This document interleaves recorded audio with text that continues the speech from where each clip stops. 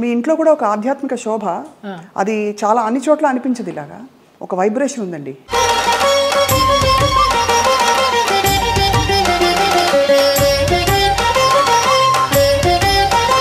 ఇంట్లోకి రాగానే ఒక దేవాలయంలోకి వచ్చిన అనుభూతి అనేసి అంటారు. మీకు నచ్చినట్టు బతికారు దాదాపుగా. కరెక్టా? అవును. సీతమ్మ ఎవరి మాట వినదని, పోగొట్టుకున్నా సంపాదించిన ఎన్ని ఒడిదుడుకులు అయినా కూడా నేను ఎవరిని బ్లేమ్ చేసేందుకు లేదు.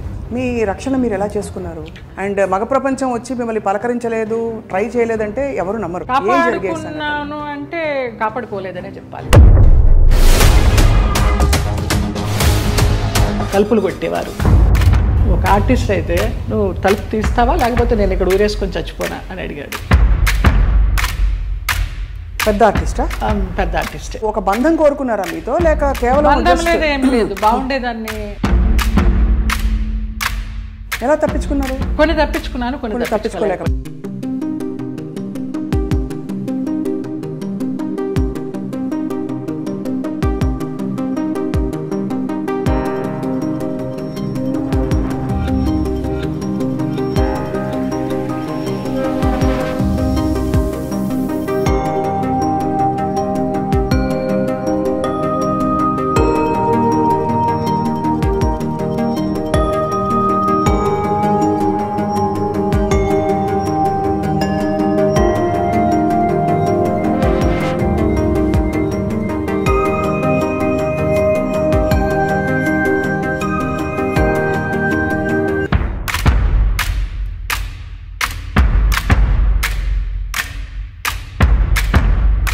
వాళ్ళ ప్రవర్తన కూడా ఒక ఒక గాయం చేస్తుంది కదా మనసులో. అట్లా నేను అబద్ధం చెప్పకూడదు, ఎవరు అలాగే ప్రవర్తించలేదు.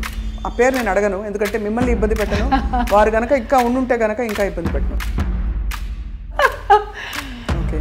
మలయాళం డైరెక్ట్. తెలుగు ఇండస్ట్రీలో బాగానే పోనీ మన ఇంటి పిల్ల అని ఏమన్నా అక్కును చేర్చుకున్నారా మిమ్మల్ని? ఇక్కడ కూడా ఇదేనా?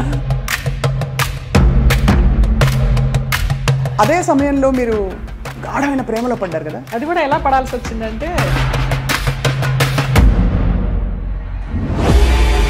ఏడుస్తూ పడుకుంటే అతను నన్ను చంపడానికి అంబాసిడర్ కారులో తీసుకెళ్తున్నాడు. మా ఆయన ఎవరైతే ఉన్నారో ఎక్స్ హస్బెండ్, నిలువెత్తు బాబా. ఫస్ట్ టైం నేను కాషాయ వస్త్రాల్లో అంబాసిడర్ కారు ఇలా ఆపి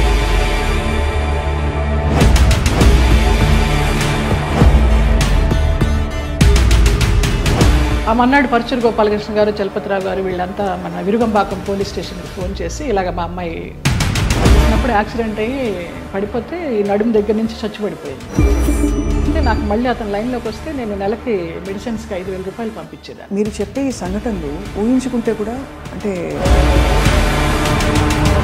మీరు శరత్ బాబు గారు ఉన్నా కూడా చెప్పేదాన్నేమో, లేరు కాబట్టి ఇంకా ఫ్రాంక్గా చెప్తాను.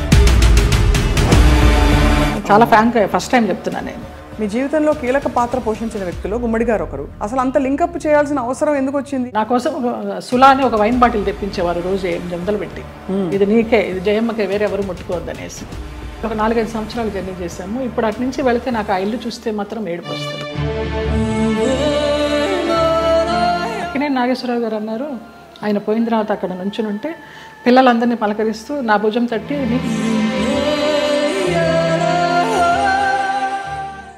అందరికీ నమస్కారం, సాదర స్వాగతం. ఐ డ్రీమ్ మీడియా సగర్వంగా సమర్పిస్తున్న ప్రత్యేక కార్యక్రమం సిల్వర్ స్క్రీన్ లెజెండ్స్. బాహ్య సౌందర్యం తల్లిదండ్రుల వల్ల మనకు కలుగుతుంది. ఆత్మ సౌందర్యం భగవదేచ్ఛ. అలాగే మనసుని చాలా అందంగా ఉంచుకోవాలంటే అది ఖచ్చితంగా స్వయంకృతాపరాధం. అంటే మనసు అందంగా ఉంచాలంటే బోల్డంత సంస్కారం అవన్నీ కావాలి. మరి బాహ్య సౌందర్యంతో పాటు అంతఃసౌందర్యం కలిగిన వ్యక్తుల్ని కలిసినప్పుడు చాలా చాలా ఆనందం కలుగుతుంది. అటువంటి వ్యక్తుల్లో నాకు చాలా ఇష్టమైన నటి, అసలు మనసులో ఏముందో మొహం మీద ఉట్టిపడే వ్యక్తి ఎవరు అంటే జయలలిత గారు.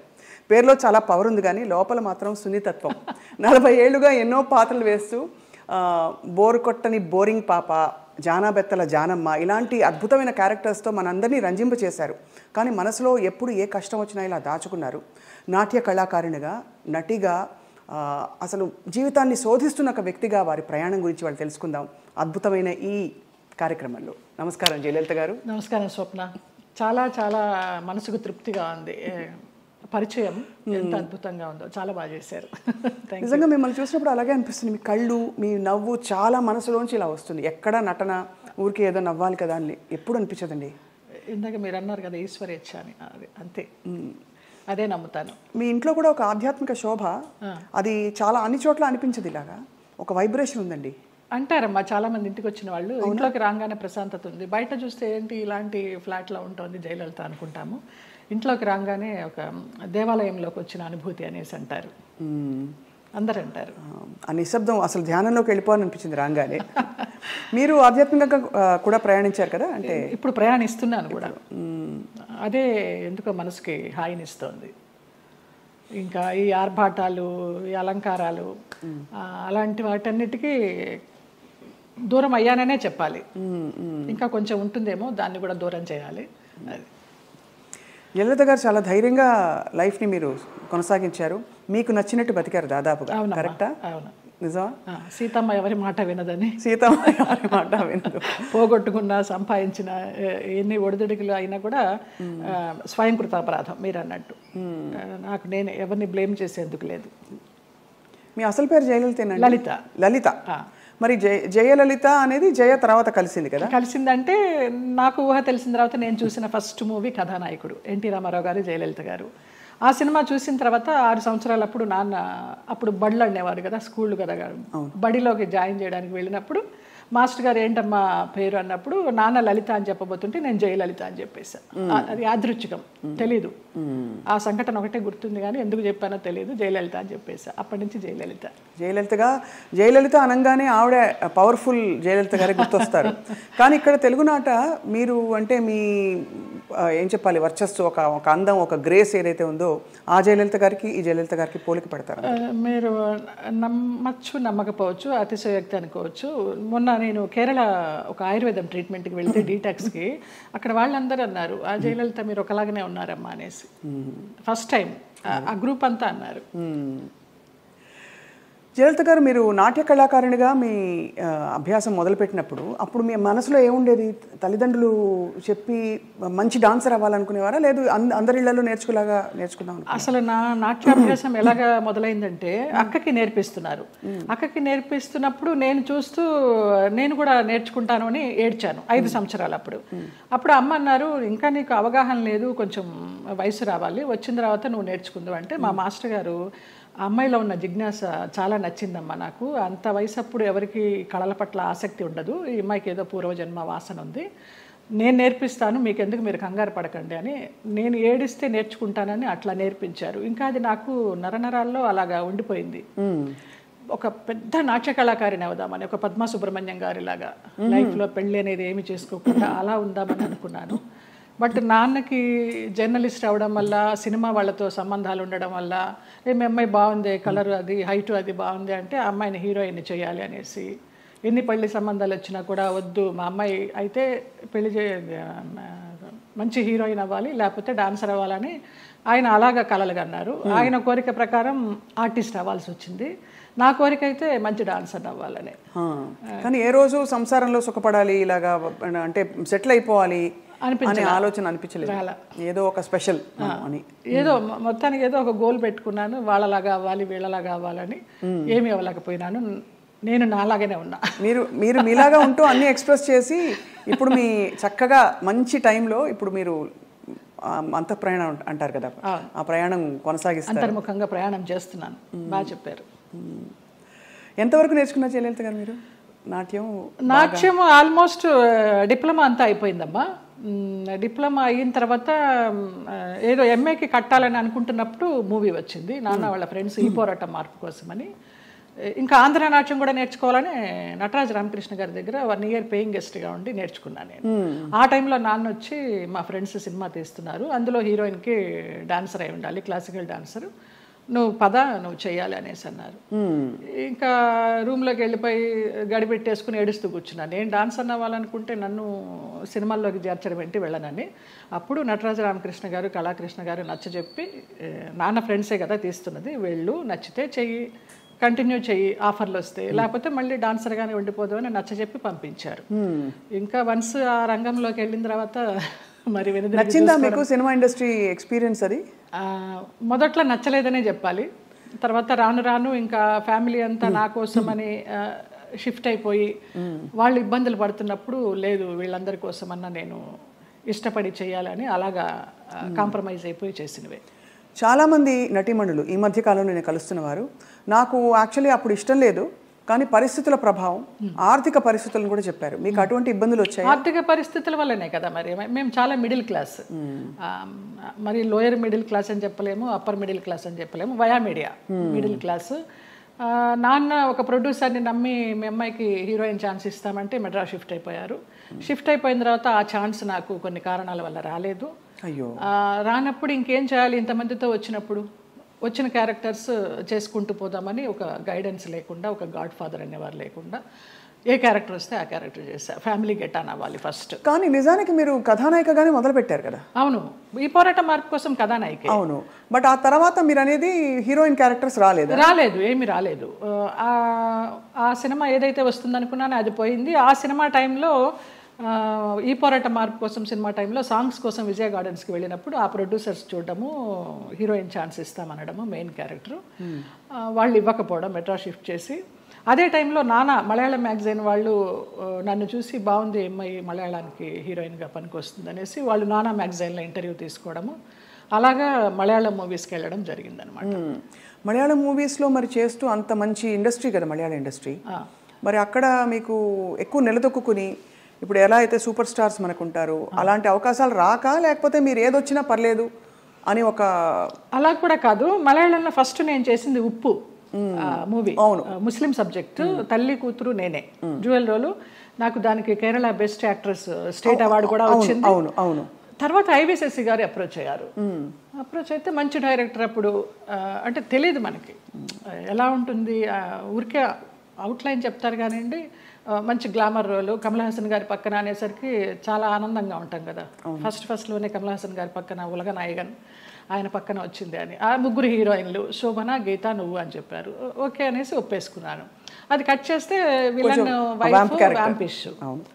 దాని తర్వాత రామానాయుడు గారు ఇంద్రుడు చంద్రుడిలో కమల్ హాసన్ గారి సెక్రటరీగా ఎవరు బాగుంటారంటే కమల్ హాసన్ గారు నన్ను రికమెండ్ చేశారు. ఆ అమ్మాయి ఎవరో చేసింది జయలలిత, చాలా బాగుంది, ఆ అమ్మాయిని పెట్టండి అని. అలాగే ఇంద్రుడు చంద్రుడిలో కూడా ఒక టైప్ ఆఫ్ వ్యాంప్. అలా అలా కంటిన్యూ అయిపోయినాయి. కానీ శృతిలయల్లో ఒక పాంచాలి క్యారెక్టర్ కానీ, రాజశేఖర్ని మాయ చేసి అతని చేత ప్రోగ్రామ్స్ ఇప్పించి కమిషన్లు అవి తీసుకుని ఆ టచ్ ఉన్నవే వచ్చినాయి అన్నీ నాకు. ఒకలా చూస్తే దానికి ఒక ప్రత్యేక స్థానం ఉంది, అదేం తక్కువని కాదు. కానీ కాదు, అప్పట్లో కాలంలో ఎల్వి జయలక్ష్మి గారు వాళ్ళు ఎంత బాగా చేసేవారు అది. కానీ అది స్వర్ణయుగం, దానికి తగ్గట్టుగా వాళ్ళు అంత ఎలివేట్ అయ్యారు.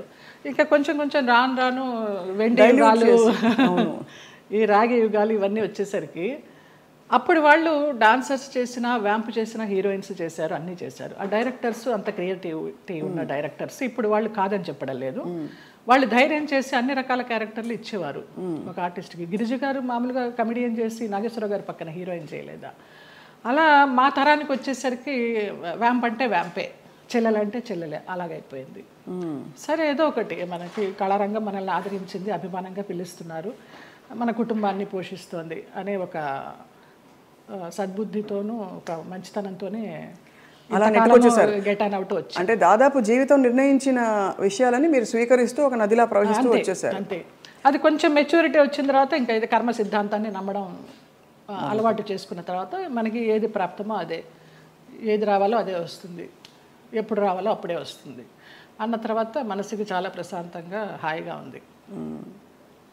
ఇంత అందమైన జయలలిత గారు అప్పుడు ఒక అమ్మాయి, అఫ్కోర్స్ నాన్నగారికి పరిచయాలు ఉన్నప్పటికీ కూడా ప్రతి చోటికి నాన్నగారు రాలేరు కదా, మీ రక్షణ మీరు ఎలా చేసుకున్నారు? చుట్టూ ఉంటే మగ ప్రపంచం, అండ్ మగ ప్రపంచం వచ్చి మిమ్మల్ని పలకరించలేదు, ట్రై చేయలేదంటే ఎవరు నమ్మరు. అవును అవును, అంటే అది జగమెరిగిన సత్యం. అలా అని వాళ్ళని ఏం అనలేదు. బట్ ఈ ప్రపంచంలో ఎలా మీరు మిమ్మల్ని మీరు కాపాడుకున్నారు? కాపాడుకున్నాను అంటే కాపాడుకోలేదనే చెప్పాలి. కాపాడుకోలేదు, ఎందుకు అబద్ధం చెప్పడం. పరిస్థితులకు అనుగుణంగా వెళ్ళాను, అందువల్ల నేను పెద్ద ఇబ్బందులు ఏమీ ఎదుర్కోలేదు. కొంచెం ఫ్రెండ్లీగానే మూవ్ అవుతూ, నవ్వేస్తూ. అది వరకు ల్యాండ్ లైన్లు ఉండేవి, ఫోన్లు, ల్యాండ్ లైన్ తీసి పక్కన పెట్టేసేవాళ్ళం. అవుట్డోర్ వెళ్తే తలుపులు కొట్టేవారు.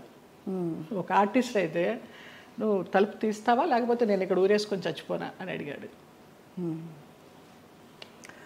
పెద్ద ఆర్టిస్టా? పెద్ద ఆర్టిస్టే ఒక కాలంలో.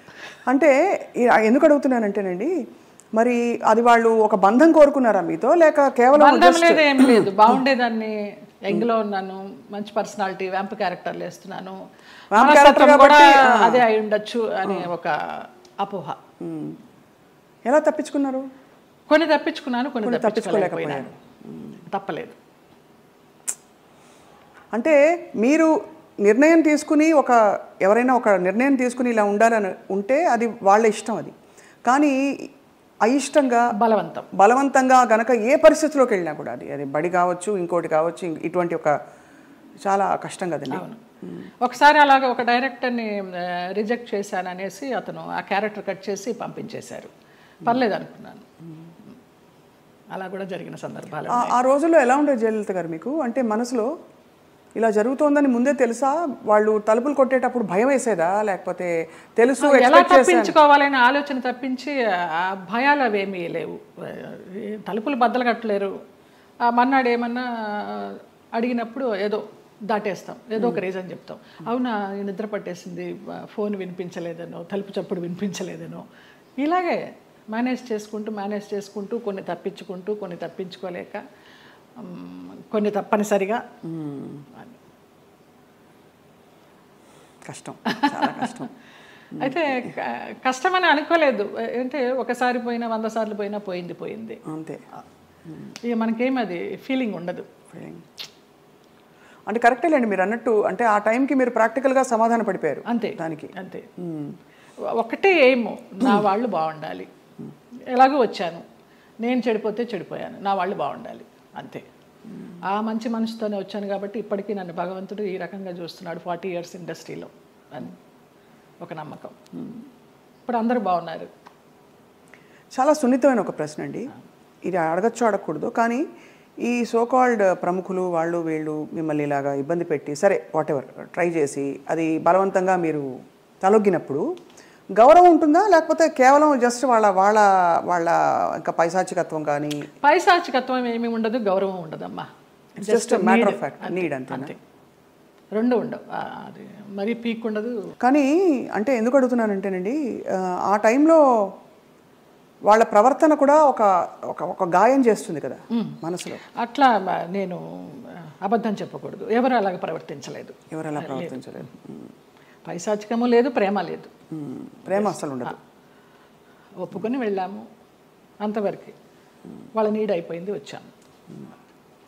తర్వాత ఎలా ఉండేవారు వీళ్ళందరూ? బాగానే ఉండేది మామూలుగా. షార్ట్ అంటే షార్టే, అంతే అంతే.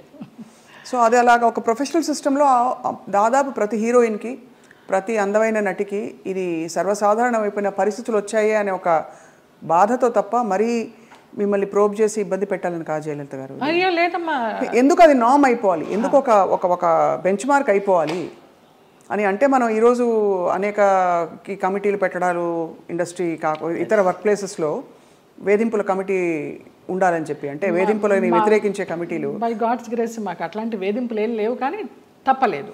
అంటే అది కరెక్టే. అంటే వేధింపులు లేకపోయినా ఒక పాయింట్లో మీరు ఎస్ చెప్పకపోతే మీకు అవకాశాలు తగ్గిస్తాం అన్నది ఒక వేధింపే కదా. అవును అవును. అంటే మీకు టాలెంట్ ఉండి కూడా చెప్పాను కదా, ఒక డైరెక్టర్ పంపించేశారు సుగం క్యారెక్టర్ అయిన తర్వాత అనేసి. ఆ పేరు నేను అడగను, ఎందుకంటే మిమ్మల్ని ఇబ్బంది పెట్టను. వారు గనక ఇంకా ఉండుంటే గనక ఇంకా ఇబ్బంది పెట్టను. లేరు, పోయినారా? Okay. Malayalam director. Okay okay. Telugu ఇండస్ట్రీలో బాగానే పోనీ మన ఇంటి పిల్ల అని ఏమన్నా అక్కును చేర్చుకున్నారా మిమ్మల్ని? ఇక్కడ కూడా ఇదేనా? అక్కున చేర్చుకోలేదు, చీకొట్టలేదు. రైట్. అదే సమయంలో మీరు గాఢమైన ప్రేమలో పడ్డారు కదా? అవునమ్మా. మలయాళం డైరెక్టర్. అది కూడా ఎలా పడాల్సి వచ్చిందంటే, నేను డేట్స్ ఇచ్చినప్పుడు నాన్న నాకు తెలియకుండా వేరే క్రాస్ బెల్ట్ మణి అని మన హీరోయిన్ మీనా వాళ్ళ మేనమామ, ఆయన కూడా ఒక కాలంలో ఒక ఈ సి గ్రేడ్ టైప్ ఆఫ్ మూవీస్కి మంచి పెట్టింది పేరు ఆయన. నేను చేసే సినిమాలు కూడా సి గ్రేడ్ సినిమాలే అప్పుడు, బీసీ గ్రేడ్. మీరు అంత ఓపెన్గా సిగరెట్ సినిమాలు చేశానని చెప్తున్నారు కదా, అది ముచ్చటేసని చూసి ఎంత నిజాయితీగా చెప్తున్నారని చెప్పండి మ్యామ్. ఆ టైంలో నాన్న వాళ్ళకి ఇచ్చారు, నేను వీళ్ళకి ఇచ్చాను. అప్పుడు ఆ లొకేషన్కి వచ్చి ఆయన రౌడీయిజం చేయపోయినారు, క్రాస్ బెల్ట్ మని. అప్పుడు ఇతను నేను భయపడి ఏడుస్తుంటే నన్ను ఒక రూమ్లో ఉంచి నీకెందుకు, నేను ఉన్నాను కదా, నేను సమాధానం చెప్పి పంపిస్తాను, వాళ్ళు మాకు చుట్టాలి అన్నట్టుగా అలాగే పంపించేసరికి అబ్బా నా లైఫ్ని సేవ్ చేసి అతను దొరికాడు అన్నట్టుగా బ్లైండ్గా పడిపోయినా ప్రేమలో. ఆ తర్వాత బ్రహ్మానందం గారి డైలాగ్ లాగా ప్రేమించింది తర్వాత ప్రేమించాల్సి వచ్చింది అన్నట్టుగా కొంచెం కొంచెం తెలుస్తుంది అతని గురించి 7 ఇయర్స్లో. అయినా కూడా ఏదో మొహమాటంలాగా కమిట్ అయిపోయినాం అన్నట్టుగా చేస్తూ వచ్చాను. అందరూ చెప్తూ వచ్చారు పెద్ద జెన్యూన్ కాదు, చూసుకో అనేసి. ఇక లాస్ట్గా అతను కూడా బ్లడ్తో లెటర్స్ రాసేసి ఒక మన ఇప్పుడు ఆ హాట్ డ్రింక్స్ అవి తాగుతారు కదా, మన విస్కీ తాగే ఒక బాటిల్ లాంటి దానిలో, అది విస్కీనో మరి బ్రాందీనో తెలియదు, అందులో పాయిజన్ పోసుకుని తాగుతాను, ఇంటి ముందరకు వచ్చేసి చచ్చిపోతానని అంటే ఇంకా అందరికీ ఇంట్లో వాళ్ళకి ఇష్టం లేకుండానే బలవంతంగా నేనే నగలు కొనుక్కొని నేనే పెళ్లి బట్టలు కొనుక్కొని, జయకృష్ణ గారు కొనిచ్చారు పెళ్లి బట్టలు. అలాగా కేరళ వెళ్ళిపోయి చూడటానికరమ్మ కొచ్చిన్లో, చాలా మహిమగల అమ్మవారు, అక్కడ మ్యారేజ్ చేసుకున్నాం. అప్పుడు ఇంట్లో వాళ్ళందరూ ఇంకా నామకే వస్తే వచ్చి అక్షంతలు వేసి భోంచేసేసి వెళ్ళిపోయారు. కాపురానికి పంపించడానికి ఎవరు నాకు కూడా ఉండడం కానీ ఏమీ లేదు. నా అంతటి నేనే చేసుకుని నా అంతటి నేనే వెళ్ళి నా అంతటి నేనే వచ్చా బ్యాక్ టు పెవిలియన్.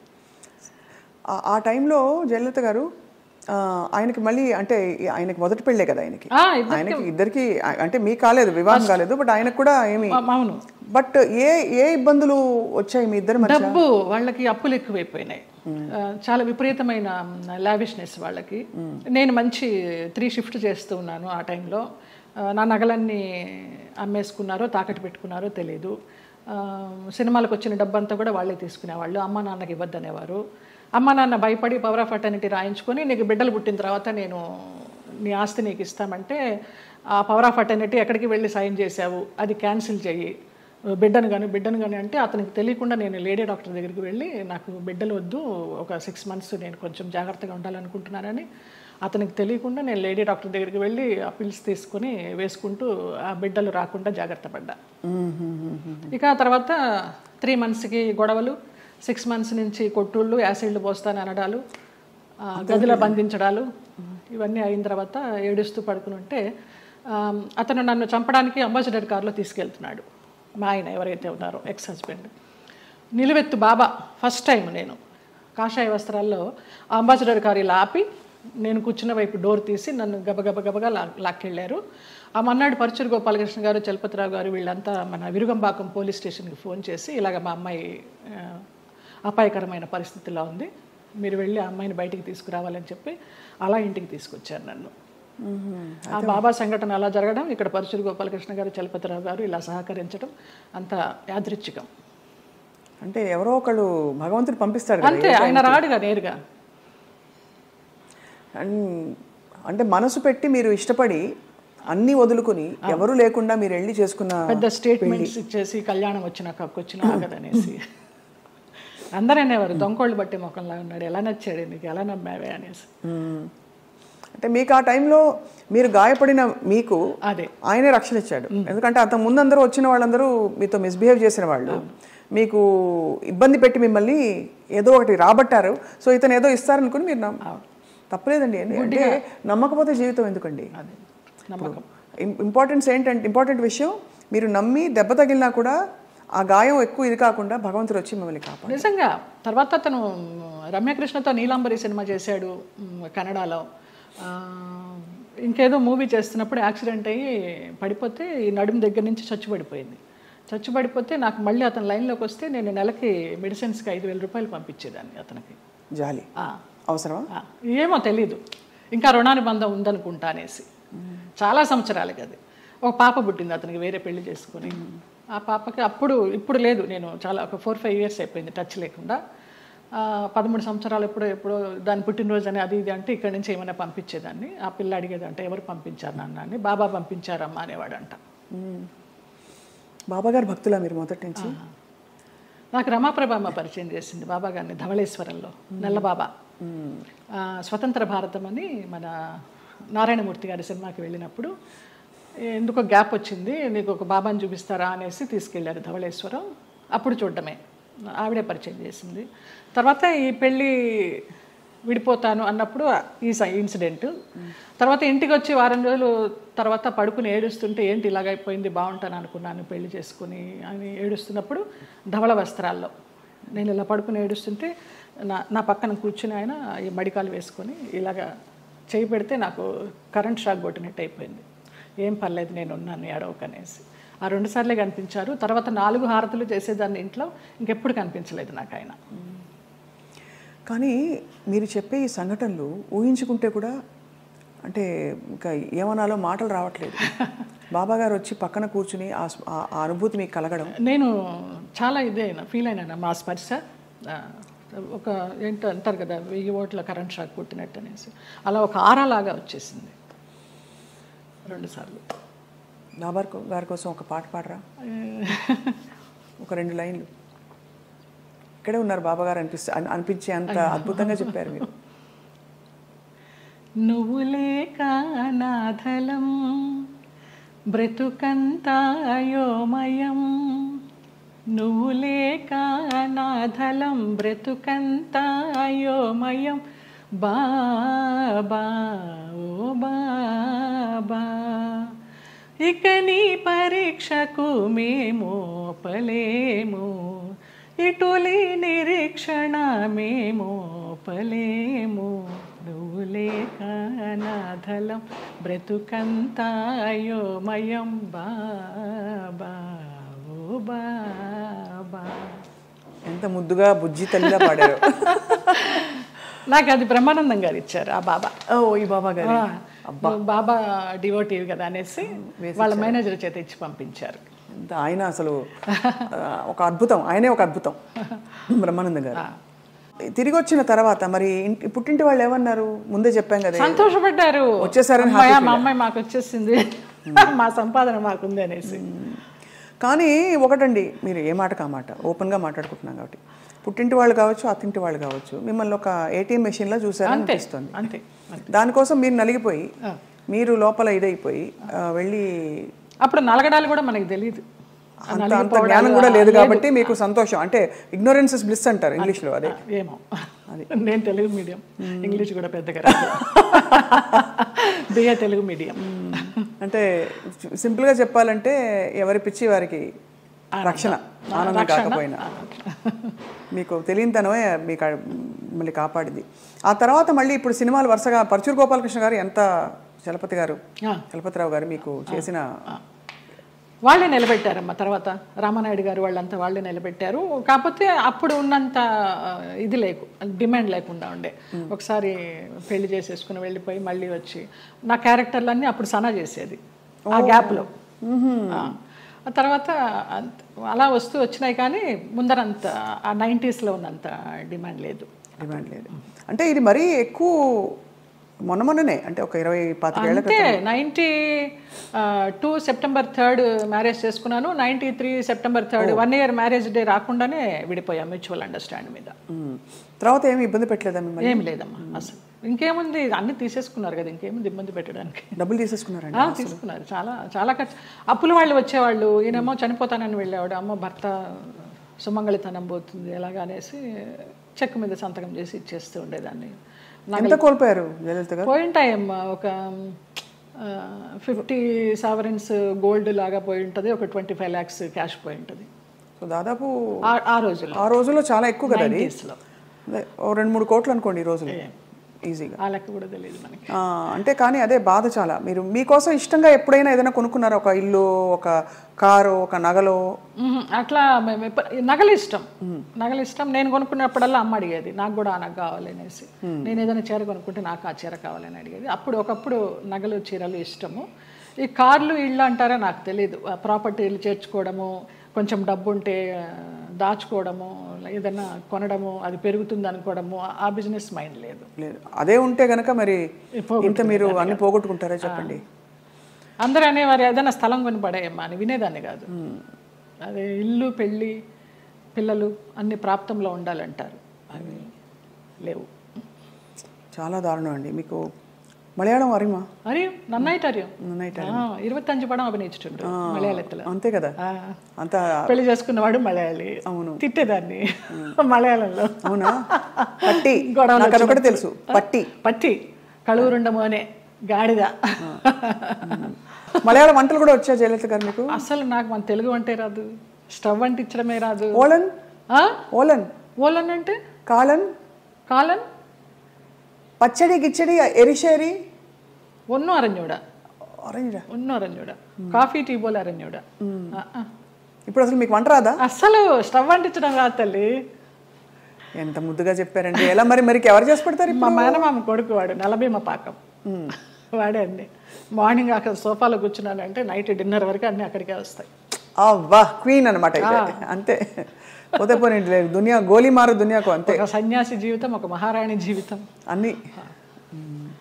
అయితే అప్పుడు మళ్ళీ మీరు పుంజుకుని తిరిగి వచ్చాక ఎవరు చెప్పేవారు మీకు మంచి చెడు ఇంత గాయం అయి తిరిగి వచ్చారు, రెమ్యూనరేషన్ ఎంత అడగాలి, రోల్ ఒప్పుకోవాలా వద్దా, రోల్ కట్ చేసేస్తే అడగాలా వద్దా, మీకు ఇవ్వవలసిన సౌకర్యాలు సెట్లో మీకు ఏదో ఇలాంటివి ఇస్తున్నారు, ఫ్లైట్ ఇస్తానని ఇవ్వలేదు, ట్రైన్ ఇచ్చారు, ఈ అడ్జస్ట్ అవ్వాలా లేదా, ఈ మంచి చెడులు ఎలా తెలిసేది మీకు? తెలీదమ్మా. ఇప్పుడు నేను చెప్తున్నాను కదా, ఒక మోస్తరు సినిమా అయితే వాళ్ళు ఏదో చెప్పేవారు, ఇన్ని రోజుల క్యారెక్టర్ అమ్మా అని. నేను ఒక రెమ్యునరేషన్ అడిగేదాన్ని, అది కాదమ్మా కొంచెం తగ్గించండి అనేవారు. సరే, కానీ రెమ్యునరేషన్ ₹1 తక్కువైనా పర్వాలేదు, కానీ మర్యాద తక్కువైతే మాత్రం నేను భరించలేను. టైంకి అన్నం పెట్టాలి. నేను బ్రాహ్మణ అమ్మాయిని, ప్యూర్ వెజిటేరియన్. మీరు పెరుగన్నం పెట్టినా చాలు, టైంకి పెట్టాలి. ఎప్పుడు 2 గంటలకి 3 గంటలకి బ్రేక్ ఇస్తానంటే నా వల్ల కాదు. ఒక 2 కొబ్బరి బొండాలు ఇవ్వాలి, ఒక 4 వాటర్ బాటిల్స్ ఇవ్వాలి, మంచి హోటల్ రూము, అవుట్డోర్ అయితే. ఇక్కడైతే నేనే ఇంట్లోనే ఉండి వెళ్తాను. ఇంతే తప్పించి పెద్ద హైలీ డిమాండ్స్ ఏమీ ఉండేవి కాదు నాకు. అమ్మ ఫ్లైట్ దొరకలేదు, ట్రైన్ అన్నారనుకోండి, అది చెలవపదండి. కానీ చాలామంది మేనేజర్లు టికెట్ కన్ఫర్మేషన్ లేకుండా ఎక్కించేసేవాళ్ళు మమ్మల్ని.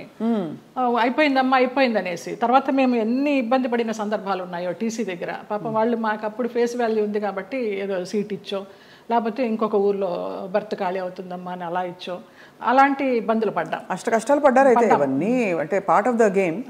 కానీ ఆ టైంలో మరి మీ మేకప్, మీ చర్మ సౌందర్యం ఇవన్నీ తెలిసి ఉండేదా? ఇలా చేసుకోవాలి, ఫేస్ ప్యాక్ చేసుకోవాలి? అసలు తెలియదు నాకు. అసలు ఇంతవరకు సెల్ఫ్ మేకప్ తెలియదు. నేను ఇవాళ కూడా చేసుకోలేదు. మీరు చూడండి, ఎప్పుడు చేసుకోను. నేను మేకప్ మ్యాన్ ముందర కూర్చుంటాను, మీకు ఏది వస్తే అది చేయండి అంటే. మీకు అసలు మేకప్ ఎందుకండి అవసరం లేదు? ఏదో ప్రత్యేక క్యారెక్టర్కి ఏదో పెద్ద పెద్ద బొట్లు పెట్టి కాటుకలు పెట్టి చేయాలంటే తప్ప. వాళ్ళందరూ నవ్వుతారు. అదేంటమ్మా 40 సంవత్సరాల నుంచి ఉన్నారు, మొన్న మధ్య టీవీ సీరియల్స్ చేసినప్పుడు కూడా మీరు సెల్ఫ్ చేసుకోరా అని. నేను సెల్ఫ్ మేకప్ చేసుకోను, నా దగ్గర మెటీరియల్ ఉండదు. ఓన్లీ ఆ టచ్అప్ క్లాత్, స్పాంజ్, ఒక గిన్నె తీసుకెళ్తా అంతే. మిగతాన్ని మీరే చేసుకోండి, ఎలా చేసుకుంటారు. మరి ఆ టైంలోనే కదా మీకు వచ్చిన బోరు కొట్టని, బోరింగ్ పాప, ఇవన్నీ ఎప్పుడు వచ్చాయి? ఏ టైంలో వచ్చాయి? లారీ డ్రైవర్ బాలయ్య బాబుతో చేసినప్పుడు జస్ట్ ఒక సీన్, ఒక సాంగ్, ఒక ఇమాజినేషన్ సాంగ్, డ్రీమ్ సాంగ్, దాంతో బోరింగ్ పాప అని వచ్చేసింది. జనాల్లోకి బాగా వెళ్ళిపోయింది ఆ క్యారెక్టర్. అవును, చిన్న క్యారెక్టర్ అయినా కూడా. అలాగే ఏప్రిల్ 1 విడుదల భాగ్యం క్యారెక్టర్ కూడా అలాగే వెళ్ళింది. అద్భుతమైన వంశీ గారి సినిమాలు అసలు ఓ రేంజ్. అవును. ఏ డైరెక్టర్తో మీరు వర్క్ చేసినప్పుడు మీకు హాయిగా అనిపించేది, అంటే ఇది కదా నాకు ఇష్టమైన వాతావరణం అని? చాలా మోస్ట్లీ ఈవీవి సత్యనారాయణ గారు అలాగే ఉండేదమ్మా, జంజాల గారు అలాగే ఉండేవారు, వంశీ గారు అలాగే ఉండేవారు, మోహన్ గాంధీ గారు అలాగే ఉండేవారు, కోదండరామరెడ్డి గారు అలాగే ఉండేవారు. చాలా ప్లెజెంట్గా. మన శరత్ గారు వంశోద్ధారకుడు, వంశానికి ఒకడు, అవన్నీ చేసి సాయంత్రం 6 అయిందంటే నేను, వైవిజయ, అన్నపూర్ణమ్మ, శ్రీలక్ష్మి, మేమంతా ఒక బ్యాచ్ ఉండేవాళ్ళం సినిమాల్లో. ఒక టైంలో అందరం ఉండేవాళ్ళం, అన్ని క్యారెక్టర్స్ ఉండేవి. ప్యాకప్ ఎప్పుడు అంటే ఆ శరత్ గారు విసుకొని దుబ్బేయండి అనేవారు. రేపు చేసుకుంటాలి, మీ క్లోజ్లో వెళ్ళిపోండి అనేసి. అలాగా రాఘవేంద్రరావు గారి దగ్గర, అందరి దగ్గర ఒక్కొక్క డైరెక్టర్ ఒక్కొక్క గురువు అంతే. ఎవరి దగ్గర ఏం నేర్చుకోవాలి, ఒక డిసిప్లినా, ఒక సిస్టమేటిక్గా, ఒక యాక్టింగ్గా.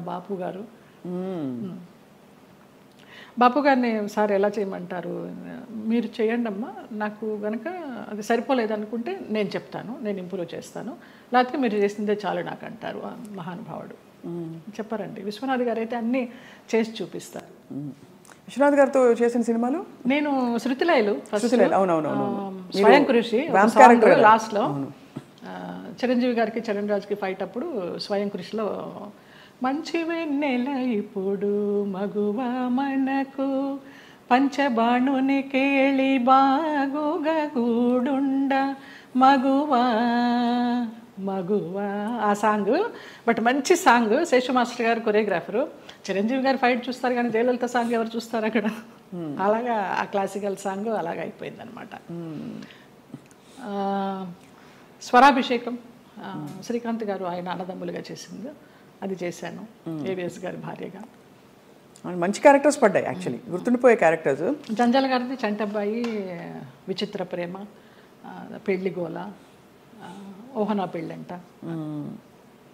కానీ ఆ వ్యాంప్ క్యారెక్టర్ డాన్సులు కానీ వచ్చినప్పుడు మీకు ఇష్టం లేని బట్టలు వేసుకున్నారు ఎప్పుడు? అన్నీ పొట్టి పొట్టి బట్టలు వేసేసుకుని నుంచునే వాళ్ళము. మేకప్ మ్యాన్లు స్టాకిన్స్ ఉండేవి కదా అప్పుడు మాకు, మొత్తం గోడకి సున్నం కొట్టినట్టే కొట్టేవారు. ఇలా ఉన్నా కూడా కొంచెం ఎక్కడెక్కడ ప్యాచెస్ ఉన్నాయో, మోకాలు అవి ప్యాచెస్ ఉన్నాయని మొత్తం పెయింట్ కొట్టి అలా నుంచునే వాళ్ళం బొమ్మలాగా. ఏం కలిగేది కాదు, అలవాటైపోయింది. నేను ఆ డ్రెస్ వేసుకొని కూర్చున్నా కూడా మా అసిస్టెంట్ తీసుకొచ్చి టవల్ కప్పేవాడు. వచ్చి తీసిపారే, ఇది కప్పుకున్న దగ్గర నుంచి వాళ్ళకి ఆత్రం ఏముంది లోపలని. ఇది మూసినంత వరకే కదా ఆత్రం, ఇది తెరుచుకుంటే ఏముంది, తీసి పడేసేదాన్ని. మళ్ళీ షార్ట్కి తీయాలి, అప్పుడు విచిత్రంగా చూస్తూ ఉంటారు. మనకి షార్ట్ కాన్సన్ట్రేషన్ ఉండదు. ఇప్పటి నుంచి ఇలాగే కూర్చుంటా. మానవ నైజం. అండ్ అందులో మీలాంటి ఒక స్త్రీ, అంటే ఇంత కష్టం చూసిన స్త్రీ ఎంత దెబ్బతిన్నా కూడా నేర్చుకోకుండా మళ్ళీ ప్రేమలో పడడం సహజం. సో మళ్ళీ అలా పడ్డారా? అంటే పడలేదా? భగవంతుడు నన్ను రక్షించాడు. కానీ ట్రై చేస్తుంటారు కదా చాలా మంది, అంటే ప్రేమలో పడ్డానికి ఎవరు ట్రై చేయలేదమ్మా. ఉంచుకుంటామని, మళ్ళీ రెండో పెళ్లి చేసుకుంటామని. నాకు ఇంట్రెస్ట్ లేదు, నాకు భయం. ఒక పెళ్ళి చాలు, అయిపోయింది దాంతో ఎక్స్పీరియన్స్. చాలా మంది కాంప్రమైజ్ అయిపోతారు కదా, ఏదో ఒక తోడు, ఏం లేని చోట ఒక తోడు ఉంటుందని. అలా అనిపించలా. అన్నపూర్ణమ్మ వాళ్ళందరూ కూడా అనేవారు, కనీసం పెళ్లి చేసుకోకపోతే ఎవరన్నా బిడ్డనన్నా పెంచుకో, నీకు వయసు అయినప్పుడు ఆసరాగా ఉంటారని.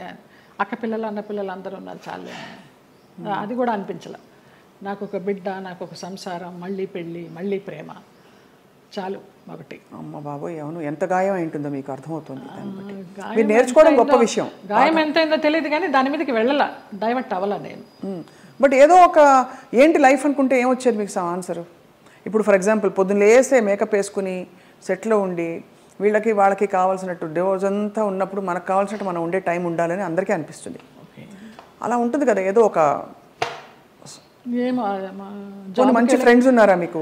అట్లా కూడా ఎవరు లేరు. ఇప్పుడు రాగిణి, రక్ష, లతాశ్రీ వాళ్ళందరూ సోకాళ్ళు వాళ్ళందరూ ఎప్పుడైనా మీ మధ్య ఎప్పుడు ఈర్ష్యలు, కాంపిటీషన్లు ఏమీ లేవా? ఎప్పుడు లేదు, ఎప్పుడు లేదు. ఈ చీర నువ్వు తీసుకో, నువ్వు కట్టుకో, ఎలాంటి ఫ్రెండ్స్? ఎన్నో అలాంటివి ఎన్నో. నేను రాగిణికి ఎన్ని ఇస్తాను చీరల నగలు, పాపం పాడైపోయినవి కూడా అది మళ్ళీ రిపేర్ చేసుకుని, అక్క నువ్వు ఇచ్చింది చూడు ఎంత బాగుందో, కట్టుకున్నానంటుంది. అలాంటిదే తప్పించి నువ్వు కట్టుకుని ఇప్పేసిన చీర నాకు ఇస్తావేంటి, అలాంటివి ఏం లేదు. ముందర అడుగుతుంది, అక్కలకి ఆ వదిలినకి చీరలు తీస్తున్నాను అంటే అక్క నన్ను గుర్తుపెట్టుకో, నాకు కూడా ఇవ్వంటుంది.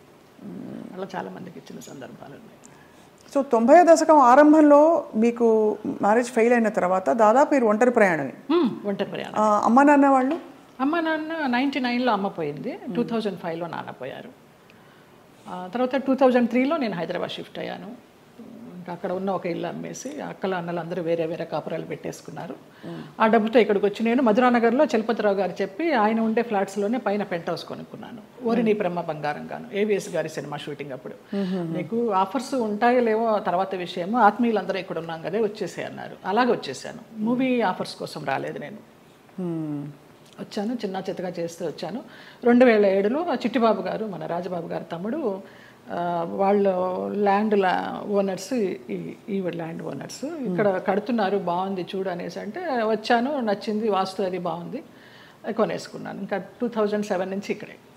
చాలా అద్భుతంగా మెయింటైన్ చేస్తున్నారు మీరు. అంటే ఎక్కడ కూడా ఇది పాత అపార్ట్మెంట్ కొత్త అపార్ట్మెంట్ లాగే అనిపిస్తుంది, మోడల్ అండ్ అలాగే ఇంటీరియర్స్ చేయించడం. ఇంటీరియర్స్ అంతా మీ టేస్టేనా? అబ్బాయి నాకు అసలు టేస్ట్ అనేది లేదు. అయ్యో, అంత గుడ్డెద్దు చేలో పడ్డట్టేనమ్మా. ఏదో చేసుకుంటాము, అందరూ వచ్చి బాగుంది అంటారు. దానికోసం టైం వెచ్చించి ఇది చేస్తే ఎలా ఉంటుంది, ఇది చేస్తే ఎలా ఉంటుంది, ఆ థాట్ లేదు, ఆ ఓపిక లేదు. సో అలా మరి జీవితం అలా నడుస్తూ మీరు వచ్చారు. మధ్యలో మీరు శరత్ బాబు గారు ఒక, అది మనసు బంధం అని చెప్పచ్చా? మనసు బంధమే. నేను బాగా అనుకున్నాను, ఆయన కొంచెం అనుకుని వదిలేశారు. ఇప్పుడు ఆయన ఉన్నా కూడా చెప్పేదాన్నేమో, లేరు కాబట్టి ఇంకా ఫ్రాంక్గా చెప్తాను. ఆయనతోనే యాత్రలన్నీ చేశాను. మహానుభావుడు, దేవుడు నాకు ఒక గైడ్ని పంపించాడు అనుకున్నాను. లేకపోతే నేను అన్ని యాత్రలు మంచి చేసేదాన్ని వ్యక్తి కాదు. అండి, చాలా చాలా మంచి వ్యక్తి, అందులో ఏమీ సందేహం లేదు. ఒకరి రూపాయి తినరు, ఒకరికి పెట్టరు. ఆయన ఫ్యామిలీ వరకు ఆయన చూసుకుంటారు కానివ్వండి, అది లేదు, ఆ గుణం లేదు. ఆ టైంలో మిమ్మల్ని వివాహం చేసుకునే టైంలో కొంతమంది ఇండస్ట్రీ ప్రముఖులే ఆపారు ఆయన్ని, లేకపోతే మీ ఇద్దరు అవును తెలుసు, పెళ్ళయి సెటిల్ అయ్యేవారు కూడా అన్నారు అంట. నిజం, చాలా ఆలోచనలు చేశాము. ఒక బిడ్డను కూడా కందామని ఆలోచన చేశాము, దానికి అన్ని ప్లానింగ్స్ వేసుకున్నాము. తర్వాత ఆయన ఆలోచిస్తూ ఉంటారు, సంవత్సరాల తరబడి ఆలోచిస్తూ ఉంటారు. ఒక విషయం చెప్తే ఒక 100 రకాలుగా ఆలోచించి, లలిత ఇలా వద్దేమో అలా వద్దేమో, మనం ఎవరన్నా కానీ వాళ్ళు మన ఇద్దరం పోయామనుకో అమ్మాయిని ఆస్తి కోసం ఏమన్నా చేస్తారేమో, ఇలాగంతా కూడా చెప్పేవారు. నేను చాలా ఫ్రాంక్గా ఫస్ట్ టైం చెప్తున్నాను, నేను వాళ్ళ ఫ్యామిలీ మెంబర్స్ నేనేమి లెక్క చేసేది లేదు. వాళ్ళ ఫ్యామిలీ మెంబర్స్లో ఒక తమ్ముడు నాతో చాలా క్లోజ్గా ఉంటాడు, ఒక తమ్ముడు ఫ్యామిలీ. ఇప్పుడు కూడా వారి అబ్బాయి మీతో టచ్లో ఉన్నారు ఉన్నాడు అని అంటారు. అంటే పిల్లలాగానే ఎక్కడా మిమ్మల్ని ఒక శత్రువుగా చూడలేదు కుటుంబానికి? లేదు లేదు, కుటుంబానికంటే వారి కుటుంబానికి. వారి కుటుంబంలో ఎవరికి నేను పెద్ద తెలీదు, మా మధ్య ఏం జరిగిందని కూడా ఎవరికి తెలియదు, ఈ తమ్ముడు గారి ఫ్యామిలీకి తప్పించి. వాళ్ళకు కూడా అంతంతే పైపైనే, నాకు ఆయనకి పరిచయం ఉందనే తప్పించి కొంచెం డీప్గా వెళ్ళామనేది తెలియదు. మీరు రమాప్రభ గారితో చాలా క్లోజ్ కదా ఒక టైంలో. రమాప్రభ గారు శరత్బాబు గారిని చాలా విమర్శించేవారు, చాలా ఇంటర్వ్యూలో బహిరంగంగా తిట్టారు. ఎందుకు మీ దృష్టిలో ఎందుకు ఇంత మంచి వ్యక్తి అని మీరు చెప్తున్నారు? మీ మనసుతో చూస్తే అవును కదా కరెక్ట్ అనిపిస్తుంది, ఎందుకంటే మీరు ఎవరిని అసలు మిమ్మల్ని హాని చేసిన వాళ్ళనే మీరు జడ్జి చేయని వ్యక్తి. అలాంటిది అసలు అంటే మనం ఒకవైపునే విని చెప్పలేము కదా, మరి జడ్జ్ చేయలేము కదా. మరి అప్పుడు వాళ్ళిద్దరు కలిసి ఉన్న పరిస్థితుల్లో ఏం జరిగిందో అది నేను కూడా చెప్పలేను. కానీ నా వరకు ఆయన చాలా మంచి వ్యక్తి, చాలా మంచి వ్యక్తి. ఏ విషయంలో మీకు నమ్మకం కలిగింది? ఫర్ ఎగ్జాంపుల్, అంటే మీరు చూసిన అనుభవాల్ని బట్టి మనని ఇతను హింసించడు, మన డబ్బులు తీసుకోడు, లేదు వేరే విధంగా వేధించడు, కంట్రోల్ చేయడు, ఇలా రకరకాల కేటగిరీల్లో మనం తిన్న దెబ్బల్ని బట్టి ఆ విషయంలో మనకు నమ్మకం కలుగుతుంది. ఏ విషయంలో మీకు ఒక భరోసా కలిగింది ఆయన? నాకు తెలియదు, నా అంతటి నేనే మామూలుగా బావా బావా అని పిలిచేదాన్ని, వెళ్ళేదాన్ని. రమాప్రభ గారి కోసం అక్కకి ఏమన్నా చేయండి బావా అనేదాన్ని. అక్కకి చాలా చేశానమ్మా, ఇంకా నేను చేయాల్సింది ఏమీ లేదు అనేసి అనేవారు. అలాగా నేను ఈ గుళ్ళు వెళ్తాను, ఆ గుళ్ళు వెళ్తాను, ఈ పురాణాలు చదువుతానంటే ఆయన దగ్గర కూర్చుంటే గంటలు గంటలు అలాగా టైం పాస్ అయిపోయేది. అప్పుడు నేను ఒక ఆడదాన్ని అనే అభ్యంతరం లేకపోతే మీ వెంట తీసుకెళ్ళడానికి, మీరు యాత్రలకు వెళ్ళినప్పుడు నాకు చెప్పండి బావా నేను వస్తాను అనేదాన్ని. అలాగా మా యాత్ర సాగిందనమాట. అట్లా ఇంకా ఆయన లలిత లలిత అని పిలవడము, క్లోజ్ అయినామని చెప్పాలి. దాదాపు మీకు అంటే గృహస్థాశ్రమం లేకపోయినా వానప్రస్థాశ్రమం లాంటిది తొందరగా ఫాస్ట్ ఫార్వర్డ్ మోడ్లో కర్మలు అయిపోతాయి చూడండి. ఇప్పుడు మనం అనుభవించడానికి వచ్చిన కర్మలు అయిపోవాలంటారు కదా, అలా మీకు ఏదో రాసి పెట్టినట్టు మీరు దాన్ని అటాచ్ అయ్యారు, మళ్ళీ డిటాచ్ అయిపోయారు. అవును, ఆయన ఒక విషయంలో బాధపడుతున్నప్పుడు ఈ చిట్టిబాబు గారు వాళ్ళే చెప్పారు, పోనీలే నీకు భగవంతుడు ఆయన్ని గైడ్ కింద పంపించాడు నువ్వు యాత్రలు చేయడానికి. ఆయన పోయినప్పుడు బాధపడితే మంచి వ్యక్తి వెళ్ళిపోయారు అనేసి అన్నారు. ఇంకా అప్పటితో ఆ ఆలోచన కూడా లేదు. ఇంకా వెళ్ళాను, హాస్పిటల్కి వెళ్ళేదాన్ని, చూసేదాన్ని, అసలు మన సృహలోనే లేరు. లాస్ట్ ఇయర్ February 14th నాడు, వ్యాలంటైన్స్ డే నాడు హాస్పిటలైజ్డ్ అయిన మనిషి May 21st నాడు పోయినారు. చూడలేకపోయారు కదా? చూడలేకపోయిన వాళ్ళం. బావా బావా అని పిలిచేదాన్ని, అయ్యప్ప అని పిలిచేదాన్ని ఆయన్ని. ఆయన ఆధ్వర్యంలో ఇరుముడి కట్టుకుని నేను మండలం రోజులు అయ్యప్ప దీక్ష చేసి అయ్యప్పకే వెళ్ళాను. ఆయనతో వెళ్ళాలనుకున్నాను కానీ వెళ్ళలేకపోయినాను, నేను విడిగా వెళ్ళాను. అప్పుడు నేను ఇరుముడి కట్టుకునేటప్పుడు ఆయనే చెప్పారు నాకు మంత్రాలన్నీ.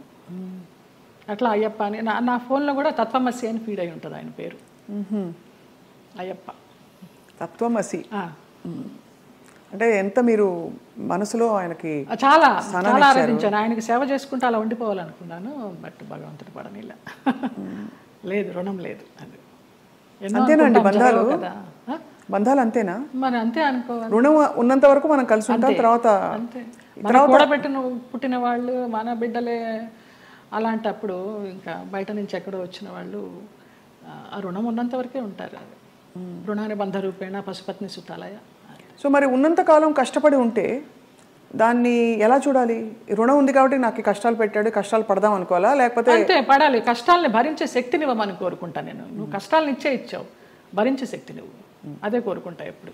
మరి ఎప్పుడు ఇది సరికాదు, సవ్యం కాదని ఇప్పుడు చాలామంది ఆడపిల్లలు, మీకు అయిన ఎక్స్పీరియన్స్, మీ పెళ్లిలో 6 నెలల్లో ఒక హింస, ఒక ఎక్స్‌ప్లాయిటేషన్ ఉంది, బయటకు వచ్చేయాలని ఆలోచించిన పరిస్థితుల్లో ఎప్పుడు బయటికి రావాలనే స్ఫురణ ఎలా కలుగుతుంది? బికాజ్ భరిస్తాం, సర్దుకుంటాయన్న హోప్ ఉంటుంది. ఆ స్ఫురణ ఏం చెప్పిన మాట వినాలని మీ గైడెన్స్ అడుగుతున్నాం. మీరు డైరెక్ట్గా పడ్డ వ్యక్తి కాబట్టి మీకు అర్థమైంది కదా ప్రశ్న. అది మన రాతలో ఉంటుంది, ఏదో అదృశ్యవాణి చెప్తుంది మనకి, భరించావు చాలు, ఇంకా ఇది చెయ్యి అని గైడెన్స్ వచ్చేస్తుంది అని. నాకు బ్లైండ్గా వెళ్తాను నేను అంతే. అంతే, అంత డీప్గా వెళ్ళి నాలెడ్జబుల్గా చెప్పాలంటే నాకు తెలియదు, కానీ అనిపిస్తుంది, మనకే అనిపిస్తుంది. ఇంకా ఆ టైం అయిపోతుందని అనిపించినప్పుడు అది ఆటోమేటిక్గా వస్తుందని నేను అనుకుంటున్నాను.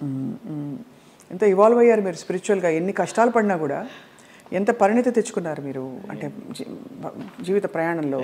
నేను కేరళ డీటాక్స్కి వెళ్ళినప్పుడు కూడా 14 days ఒంటరిగా ఉన్నాను. అప్పుడు నా లైఫ్ స్టైల్ మారిపోయిందమ్మా, మైండ్ సెట్ కానీ లైఫ్ స్టైల్ కానీ. ఎంత భయస్తురాల్లో నేను, చిన్న విషయానికి భయపడిపోతే, ఎక్కడన్నా నొప్పి వస్తే, ఇక్కడ నొప్పి వస్తే బ్రెస్ట్ క్యాన్సర్ ఏమో, ఇక్కడ నొప్పి వస్తే అపెండిసైటిస్ ఏమో అని అస్సలు లేదు. ముక్తినాథ్ నడిచి దిగాను -degreesలో మొన్న. అవునా? మొన్న రీసెంట్గా 4 days అవ్వలేదు. ఆ ముక్తినాథ్ ఒక ఇన్సిడెంట్ చెప్పాలి స్వప్న. ఒక ఆవిడ కటక్ నుంచి వచ్చారు, జ్యోత్స్నారావు అనేసి, ఒరిస్సా ఆవిడ కాదులే, ఒరిస్సాలో జాబ్ చేసేవారు, కాకినాడ ఆవిడ, బ్రాహ్మణ ఆవిడ. ఎవరు లేరు, నానేవాళ్ళు ఎవరు లేరు, తోడబుట్టిన అన్నదమ్ములు కానీ అక్క చెల్లెళ్ళు కానీ సంసారం కానీ పిల్లలు కానీ ఎవ్వరు లేరు. ఆవిడ బ్రహ్మచారిణి. ఆవిడ వచ్చి నాకు ఎవరు లేరు 3 రోజులు ప్రయాణం చేశారు మాతోటి. 11th నాడు బయలుదేరాము ఇక్కడి నుంచి, 12th 13th నాడు ముక్తినాథ్ తీసుకెళ్లారు. అలాగే డోలీలో ఎక్కించి వెళ్ళారు. ఆవిడకి ఏదో హై బ్లడ్ బీపీనో షుగర్ ఏదో ఉంది. అన్నం తినాలనిపించక మాత్రలు వేసేసుకుంటున్నారు. తర్వాత ఆ ముక్తినాథ్లో జామ్సంలో మేము స్టే చేసినప్పుడు వెన్ను వణికించే చలి, అక్కడ హీటర్స్ ఉండవు, హీటర్స్ పెడితే ఆక్సిజన్ అందదంట, హై ఆల్టిట్యూడ్ అనమాట. అక్కడ ఆ రోజు నరకం అనుభవించాం అందరం, 80 members గ్రూప్ మేము. Sai Krishna tours and travels అని సాయిరామ్ గారు, ప్రసన్న గారు, వైఫ్ అండ్ హస్బెండ్, ఆది దంపతులు. నిజంగా 2009 నుంచి వాళ్ళు ఈ ట్రావెల్ చేస్తున్నారు. ప్రతి ఒక్క గ్రూప్తో ట్రావెల్ చేస్తారు. ఇంకా నేను లైఫ్ జర్నీ అంతా వాళ్ళతోనే యాత్రలు కంటిన్యూ చేయాలని వాళ్ళతో చెప్పి కూడా వచ్చే కన్ఫర్మేషన్.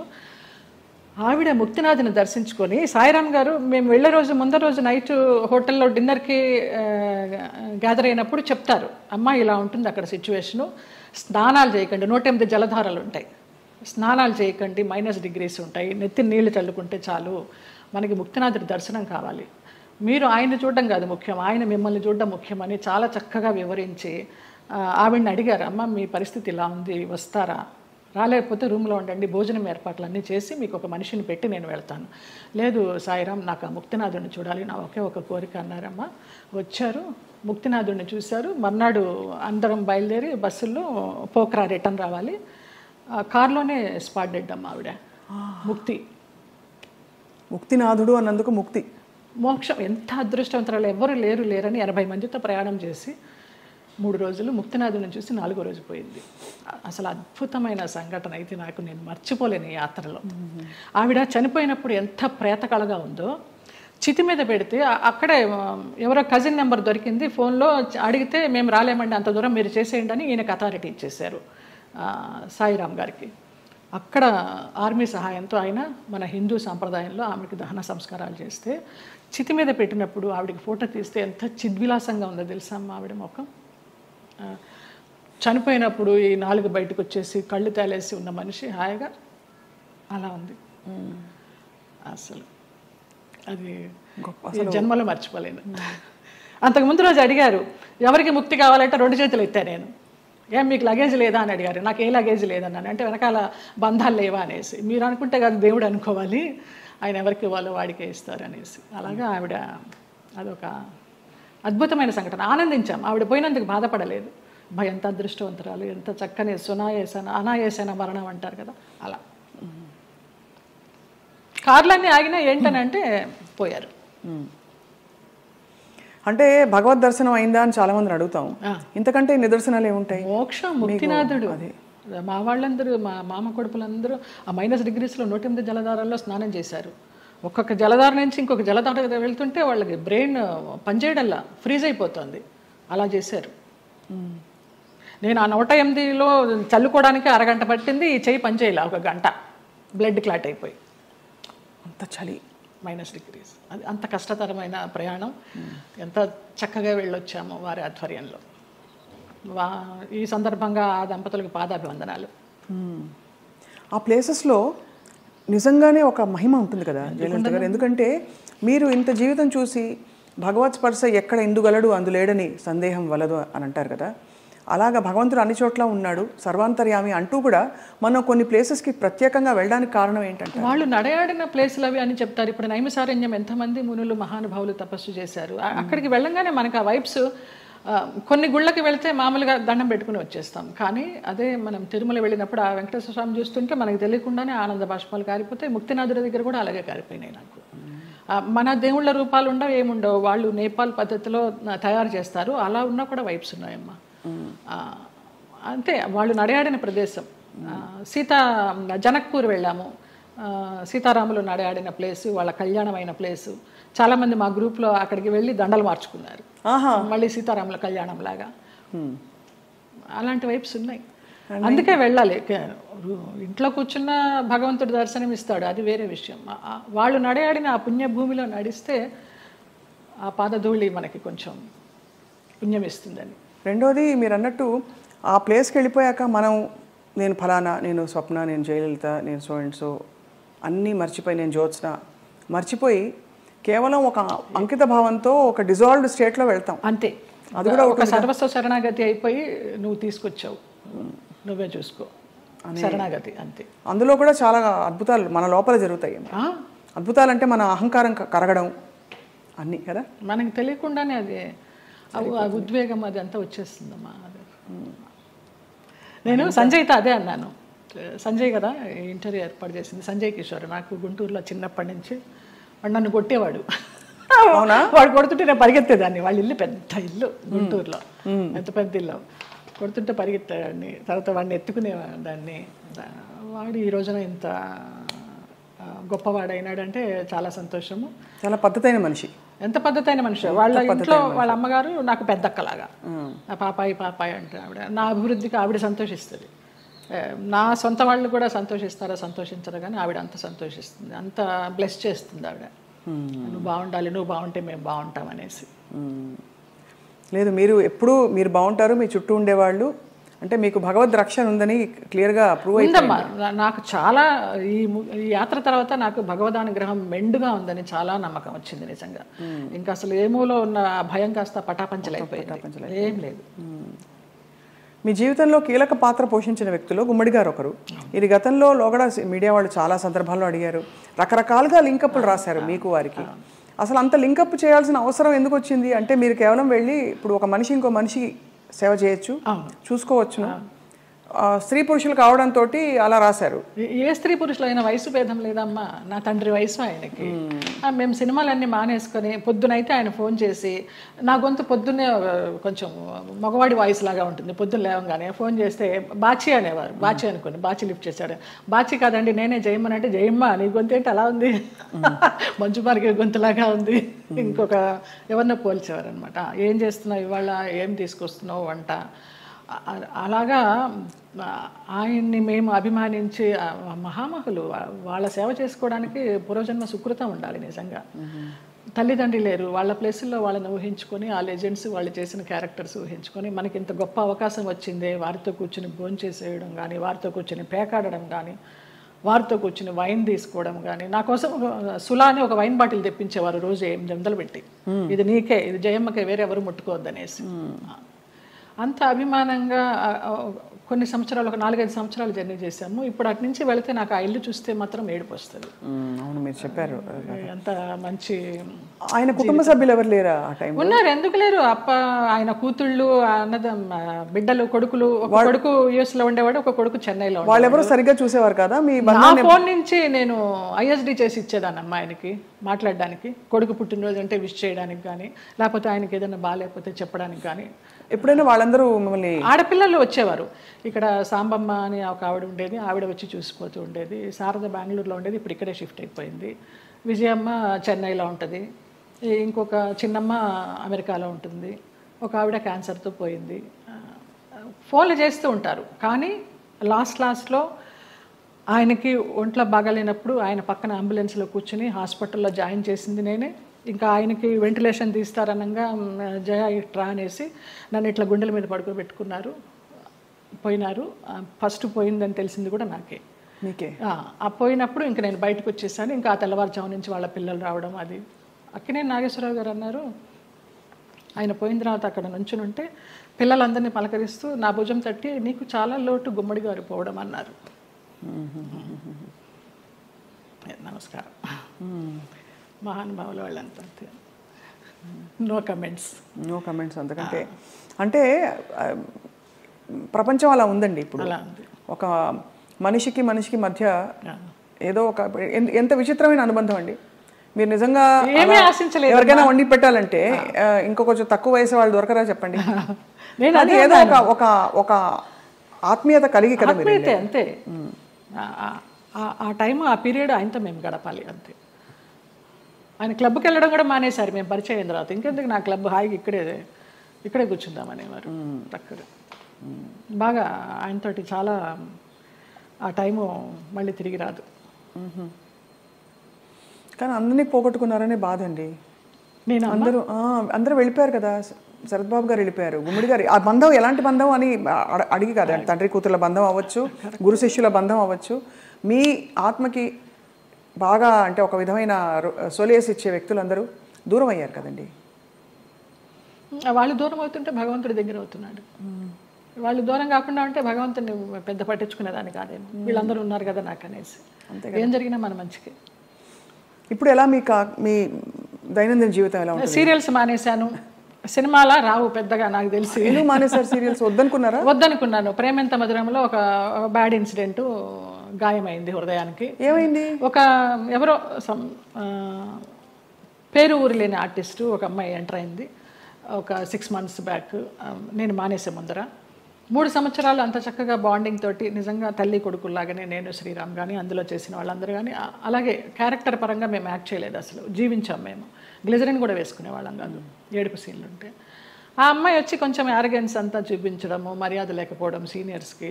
ఒక సీన్లో అయితే అయిందని అలాగే అడ్జస్ట్ అయిపోయి చేస్తున్నాను. మానేద్దామా అనుకుంటూ పోనీలే మంచి సీరియల్, మంచి పేరు వచ్చింది, శ్రీరామ్ మంచి వాడు, అతన్ని చూసి చేయాలని అనుకున్నాను. ఒక టైంలో ఇంకా పీక్స్కి వెళ్ళిపోయింది ఆ అమ్మాయి బిహేవియర్. అమ్మాయి శ్రావణ శుక్రవారం నాడు పూజకి గాజులు లేకుండా కూర్చుంది మొండి చేతులతోటి. నేను ఒక పెద్ద సఫిస్టికేటెడ్ మదరు, అంత సాంప్రదాయాన్ని పాటించే మదరు, అత్తగారి పక్కనే కూర్చుని పూజ చేస్తూ ఉంటుంది. అప్పుడు నేను క్యారెక్టర్ పరంగా ఆలోచించి అత్తగారి స్థానంలో నేను ఇక్కడ ఉన్నాను కదమ్మా, నేను లేకపోతే నీ ఇష్టం వచ్చినట్టు చేసుకోవచ్చు, శ్రావణ శుక్రవారం పూజ ముత్తైదో గాజులు వేసుకుని చేయాలన్నానమ్మా. అటు నా చెయ్యి నా ఇష్టం నువ్వెప్పుడు చెప్పడానికి అంది, వేసుకునంది. అంతలాగా ఎందుకు ఏమో తెలియదు. అది యారగెన్సీ అంతే. ఆ పిల్లకి సీనియారిటీ విలువ తెలియదు, క్యారెక్టర్ విలువ తెలియదు. ఎవరండి యాక్టర్? ఆఫ్ కోర్స్ చూసే నేను సీరియల్స్ చూడండి కాబట్టి ఇలా అడుగుతున్నాను. అమ్మాయి పేరు కూడా మర్చిపోయినాను, అసలు మైండ్లోనే లేదు అది. చేస్తూ తర్వాత అమ్మాయి September 3 జరిగింది ఇది లాస్ట్ ఇయర్. అక్కడి నుంచి శ్రీరామ్ బయటే ఉన్నాడు. నాన్న ఇలాగ జరిగింది, నాకు చేయబుద్ధి కావడలేదన్నాను. నీ ఇష్టమమ్మా, నీకు ఇష్టం లేకపోతే మానే అన్నాడు. కారు ఇచ్చాడు, ఎక్కాను, వచ్చేసాను అంతే. అక్కడ బహుశా మీ ప్రయాణం అయిపోయిందేమో అంతే. అలా ఇలా ఈ సంఘటన ద్వారా అలా కొంచెము అయిష్టంగానే చేస్తున్నాము, ఇష్టం లేకుండా. ఆ క్యారెక్టర్కి కూడా ఇంపార్టెన్స్ తగ్గడము, ఆ ఫీల్ కూడా రావడల్లా చేస్తుంటే. డైరెక్టర్ గారితో అనేదాన్ని, ఇంతకు ముందర ఫీల్తో చేసేవాళ్ళం అండి, ఇప్పుడు రావడం లేదనేసి. డైరెక్టర్ మారిపోయాడు వెంకట్ అని, అతను చాలా ఇష్టము, చాలా మంచి టెక్నీషియన్. సరే, ఆ యూనిట్ నుంచి బయటకు వచ్చారు, వేరే యూనిట్ ఎవరైనా ఆఫర్ చేస్తే ఎందుకు చేయకూడదు? వద్దనిపించిందమ్మా, ఇంక అసలు నాకు సీరియల్స్ వద్దు. అంటే నేను ఆ గంగిరెద్దులాగా అలంకరించుకోవడము, రోజుకి అన్ని డ్రెస్ చేంజ్లు, పొద్దు నుంచి నైట్ వరకు టైం లేకుండా. 12 hours అండి కాల్ షీట్. పంపించరమ్మా. నేను తొందరగా వెళ్ళిపోతానంటే, అమ్మ సీనియర్వి నువ్వే వెళ్ళిపోతానంటే మిగతా వాళ్ళందరూ కూడా వెళ్ళిపోతారు. అందులో సీరియల్స్లో బాగా పిండేస్తారు కదా. నరకం. ఎన్ని సీరియల్స్ చేశానో అన్ని సీరియల్స్ అన్నం పెట్టినాయి, కాదని లేదు. కానీ వద్దనిపించింది, ఇంకెవరికి పెట్టాలి, నేను వద్దు. మంచి సినిమాలు ఏమన్నా వస్తే చిన్న చితక సినిమాలు చేసుకుందాము, లేదా కృష్ణారామాని యాత్రలు చేద్దాము, ఉన్నది పెట్టుకొని ఉన్నంత వరకు. తర్వాత భగవంతుడు చూసుకుంటాడు అంతే. అక్క వీళ్ళందరూ టచ్లో ఉంటారా? ఎప్పుడు టచ్లో ఉంటారు. అబ్దికానికి, నాన్న అబ్దికానికి చెన్నై వెళుతూ ఉంటాము. 2 అన్నయ్యలు అక్కడే ఉన్నారు. అందరం కలివిడిగానే ఉంటాం. 3 చెల్లెళ్ళు, 2 అన్నదమ్ములు. సరే, మీకు మీ ప్రయాణం ఇలా రాసుందని మీరు సరిపెట్టుకున్నారు, అది మీ గొప్పతనం అంతే. నా గొప్పతనం కాదు, నాకు దేవుడిచ్చిన వరం అది. నా గొప్పతనం ఏం లేదు. మరి ఇప్పుడు మీకు జీవితం గడవడానికి, యాత్రలు చేయడానికి, మనం శేష జీవితం గడపడానికి కంఫర్టబుల్గా ఫైనాన్షియల్గా? శేష జీవితం వరకు ఉందని నేను చెప్పలేను, ఇప్పటికీ ఉంది. ఈ ప్రేమెంత మధురం చేసిన దాని తాలూకా అది కొంచెం ఉంది. అది కూడా వెనక ముందు చూడకుండా ఖర్చు పెట్టుకుంటున్నాను యాత్రలకి. దానికి శేష జీవితానికి ఎలా ఉంటుందో నాకు తెలియదు, ఆయన నిర్ణయిస్తాడు. ఆ నమ్మకం అయితే ఉంది. మీ దగ్గర అయితే మాస్టర్ కీ ఉంది అంతే కదా? ఇంకా ఇవన్నీ మాస్టర్కి లాకర్కి ఏం లేదు, కానీ మాస్టర్ కీ అంటే భగవంతుడే కదా. భగవంతుడే మాస్టర్ కీ కదండి మనందరికీ. ఆయన నడిపిస్తాడని నమ్మకం. అది ఆ నమ్మకమే. రేపేంటి అని అడుగుతారు, ఎప్పుడు ఆలోచించాలి రేపేంటి అనేది. అసలు పుట్టిన దగ్గర నుంచి అవగాహన లేదు, మధ్యలో సంపాదించడం మొదలుపెట్టిన దగ్గర నుంచి కూడా రేపు ఏంటి అనేది క్వశ్చన్ రాలేదమ్మా నాకు అసలు. 700 సినిమాలు అంటే బాధ ఎందుకు వేస్తుందంటేనండి, ఈ పబ్లిక్ ప్రొఫెషన్లో ఉన్న వాళ్ళందరికీ చాలా కష్టమైన జీవితం. మీకు ఎప్పుడు నిద్రలేవాలి అనే చాయిస్ ఉండదు. వాళ్ళు చెప్పిన టైంకి మీరు హాజరవ్వాలి. వాళ్ళు మీకు నచ్చినా నచ్చకపోయినా, చలున్నా ఎండున్నా వాళ్ళు వేసుకోమన్న బట్టలు వేసుకోవాలి. అలా 700 జీవితాలు మీ మొత్తం ధారపోసి వెచ్చించి మహా నటులే చరిత్రలో అలా ఉండిపోయి మెల్లిగా ఫేడ్ అవుట్ అయిపోతారు విత్ టైం. ఈ నట జీవితం మీకు నేర్పిన విషయం ఏంటండి? ఫేమ్ ఉంటేనే ఏదైనా జనాల్లో ఏదైనా, లేకపోతే ఉందా లేదా అనేది కూడా వాళ్ళకి తెలియదు. ఎందుకంటే పెద్ద నటులు కూడా చాలా కష్టాలు పడ్డారు. మీకు ఉన్న సంపద మీరు అన్నట్టుగా ఆధ్యాత్మికంగా మీరు మలుచుకుని ఒక గౌరవంతో ఆత్మాభిమానంతో కొనసాగిస్తున్నారు జయలలిత గారు. చాలా మనసుకి ముచ్చటగా ఎంత ఇన్స్పైరింగ్గా ఉందో చెప్పలేని మాటలు. మీకు చిన్న కోరిక ఉంది మాకు. చెప్పండి. మీరు ఒక చిన్న డాన్స్ చేస్తా. నేను మామూలుగా సెమీ క్లాసికల్ ఏమైనా మూవీ సాంగ్ స్వప్నకు కూడా తేలిగ్గా ఉంటుంది. నువ్వు క్లాసికల్ సింగర్ కాదని లేదు, ఏమైనా పాడతారు అనుకొని మనసే అందాల బృందావనం అనుకున్నాను. మా సంజయ్ తిట్టాడు, ఎంత పెద్ద క్లాసికల్ డాన్సర్ నువ్వు వేరు సినిమా సాంగ్ చేస్తావా అనేసి. అందుకని ఏ సాంగ్ చేయాలి? భామనే సత్యభామనే ఏమైనా ఒక 4-5 లైన్లు అనగలరా? ఆ 2 లైన్లే మళ్ళీ తిప్పి అనమంటే అంట. కొంచెం నేను కూడా కలుపుతాలే. మీరు కలపండి. నిలబడే మీరు కూచిపూడి భరతనాట్యమా? 2 అమ్మ. కూచిపూడి సింతా రాధాకృష్ణమూర్తి గారు, భరతనాట్యం జోసుల సీతారామ శాస్త్రి గారు విజయవాడ నుంచి వచ్చేవారు. కాకుండా తంజావూరు నుంచి గిరిజా నటరాజ్ అని ఒక వైఫ్ అండ్ హస్బెండ్ వచ్చి చెప్పేవారు భరతనాట్యం. ఆంధ్రనాట్యం నటరాజ్ రామకృష్ణ గారు. మళ్ళీ మధ్యలో వెకేషన్స్కి చెన్నై వెళ్ళి చినసత్యం గారి దగ్గర. ఎప్పుడు అనిపించలేదు ఒక డాన్స్ స్కూల్ స్టార్ట్ చేద్దామని? లేదు, వేంప వేషాలు వేసేసరికి, అంటే డిగ్రీ అవుతూ ఇంకా డాన్స్ కంటిన్యూ చేద్దాం అనుకునే టైంలో నాన్న ఫీల్డ్కి తీసుకొచ్చేసారు. ఇంకా ఈ వేంప వేషాలు వేసినప్పుడు నన్ను అలాగే చూస్తారేమో, పేరెంట్స్ పిల్లల్ని పంపించడానికి భయపడతారేమో, ఇప్పుడు సినిమా సాంగ్స్ నేర్పుతుందా లేకపోతే క్లాసికల్ సాంగ్స్ నేర్పుతుందా అని ఏదన్నా అని నాకు నేనే డౌట్ పెట్టుకొని దాన్ని సమాధానం చేసేసా. ధిత్త కిడగ తిరుగుతాం, ధిత్త కిడగ తిరుగుతాం, తా కిడగ తిరుగుతాం, కిడగ తిరుగుతాం, తద్దిత్త కిడగ తిరుగుతాం, దిత్త కిడగ తిరుగుతాం, తా కిడగ తిరుగుతాం, కిడగ తిరుగుతాం, తద్దిత్త కిడగ తిరుగుతాం, దిత్త కిడగ తిరుగుతాం, తా కిడగ తిరుగుతాం, కిడగ తిరుగుతాం, కిడగ తిరుగుతాం. భామని సత్యభామని, సత్యభామని, సత్యభామని, సత్యారి ముద్దుల వయ్యారి ముద్దుల సత్యభామని, సత్యభామని, వయ్యారి ముద్దుల వయ్యారి ముద్దుల సత్యభామని, సత్యభామని. అద్భుతం. ఎక్కడ ఎంత గ్రేస్ఫుల్గా ఉంది అసలు. సంజయ్ గారు, ఇప్పుడు శోభన్ గారు అందరూ చేస్తున్నారు కదండి డాన్స్ పర్ఫార్మెన్సెస్, బ్యాలేస్. అంటే మీకు అఫ్కోర్స్ మీరు ఒక ఆధ్యాత్మిక లోకంలోకి వెళ్ళిపోయారు. ప్రాపంచికంగా లౌకికంగా మీకు కోరికలు లేవు, కానీ అలా చేస్తే ఎంత బాగుండు అని అనిపించే అంత అందంగా ఉంది మీ డాన్స్. శోభనాయుడు గారితో బ్యాలెన్స్ చేశానమ్మా. వెంకటేశ్వర కళ్యాణం, కృష్ణ పారిజాతం, ఆవిడన్నీ మేల్ క్యారెక్టర్స్ ఇచ్చేవారు. నేను అదంతా తీసేసిన తర్వాత జయలలిత నువ్వా వెంకటేశ్వర స్వామి వేసింది, కృష్ణుడికి వేసింది అనేసరికి నిరాశ వచ్చేసింది. అది అర్థమైంది. కానీ అన్ని ఆ పార్శ్వాలని మీరు చూశారు జీవితంలో. కంప్లీట్ లైఫ్ కష్టం చూసి ఉగాది పచ్చడిలాగా అన్నీ చూడకపోతే మనకి ఏం చూసాను జీవితం అని అనిపిస్తుంది కదా. అలా మీరు కష్టాలు చూశారు, అన్నీ చూసేసాం. సంతోషం చూసారా ఏదైనా టైంలో? సంతోషం అంటే ఈ యాత్రేనమ్మా. ఈ యాత్రే అతి దుఃఖకరమైన సంఘటన, బాధాకరమైన సంఘటన, అతి సంతోషకరమైన సంఘటన అంటారు, కానీ అవి 2 లేవు నాకు. వయా మీడియాగానే వెళ్తూ వచ్చింది. ఈ ముక్తినాథ యాత్ర మాత్రం నాకు చాలా పీక్స్ అనమాట ఇంకా. సో ఫైనలీ మీకు మిగిలిన కోరిక అంటే మిగిలిన కోరికను ఎందుకంటున్నానంటే మన జీవితానికి ఒక సంపూర్ణత్వం రావాలంటే ఏం కోరుకుంటున్నారు? ఇంకా మానస సరోవర్ వెళ్ళాలమ్మా. మానస సరోవర్ కానీ మా సాయిరామ్ గారు అది వేయనమ్మా చాలా కష్టం అంటున్నారు. ఎవరు తీసుకెళ్తారో తెలీదు. వెళ్ళాల్సి ఉంటే డెఫినెట్గా ఖచ్చితంగా అదే జరిగిపోతుంది. చాలా కోరిక. వెళ్తే తిరిగి వస్తామా లేదా అనేది తర్వాత విషయం. అక్కడ దాకా వెళ్ళాలి, ఆ భూమి మీద అడుగు పెట్టాలని మాత్రం కోరిక. అదొకటే తీరని కోరిక. చాలా అద్భుతంగా ఉంది మీతో మాట్లాడడం. చాలా విషయాలు నేర్చుకున్నది ఏంటి అంటే సెల్ఫ్ యాక్సెప్టెన్స్ కంటే గొప్ప వరం లేదండి. ఓకే, అది మీకు వచ్చేసింది కాబట్టి మీరు ధన్యులు. ఒకలాగా ఈ కృష్ణుడి విగ్రహం నాకు నా ఫ్రెండ్ శ్రీనివాస్ అని ఆయన మ్యాంగ్లూర్ నుంచి తీసుకొచ్చి ఇప్పించారు. చాలా చాలా కళకళలాడుతుంది ఇలాగా. చాలా బరువు కూడా అది. అవునా? అక్కడ రమణాశ్రమంతో మీ అనుబంధం? అరుణాచలం వెళ్తూ ఉంటాము. ఒక శివరాత్రికి గిరి ప్రదక్షిణ చేశాను. ఆయన బుక్స్ చదువుతూ ఉంటాను. అట్లా కూర్చుని ఆయనతో మాట్లాడుకుంటూ ఉంటాను. ఆ ఫోటోగ్రాఫ్ వెనకాల ఇది నా పుట్టినరోజుకి మా డైరెక్టర్స్ అనిల్, రాము అని ఉన్నారు. రాము ఏమో అది ఇచ్చాడు లాస్ట్ ఇయర్ పుట్టినరోజుకి. అనిల్ ఇది ఇచ్చాడు. రుద్రంకోట అని ఒక మూవీ చేశాం కదా, ఆ పిల్లలు.